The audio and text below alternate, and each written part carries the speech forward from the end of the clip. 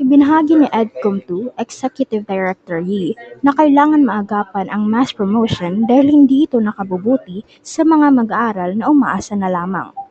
Sinasabing kailangan tutuhanin ng mga guro ang pagmarka nito sa mga grades upang malaman kung ano ang kakayahan nila.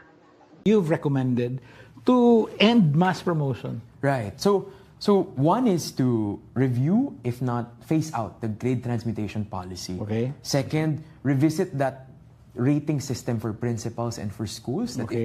if So it's- that's a DepEd thing, or it's a that's DepEd policy. said thing. It's a DepEd policy, Okay. but the second one may require negotiations with DBM and DepDev Okay. because it is connected to Performance. agency level Okay, I targets. see. Okay. But the third and fourth one, it's the culture bit, no, that we need to start working on. Yeah. I think the first step would be to incentivize those teachers to actually allow them to grade their students properly and also to engage parents better. Because one of the things that parents would tell us is, the teachers would tell us is, some of the parents would castigate them if they would give low scores to their kids or if their kids would fail.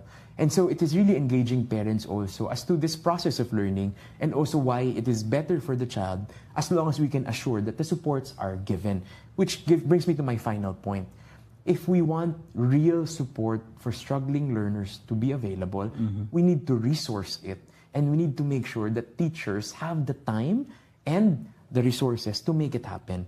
We can't just say, don't fail, but also rely on the teacher to sacrifice all of their time and all of their own money to make the resourcing to resource the interventions and to make it happen. We need to also support them to do that.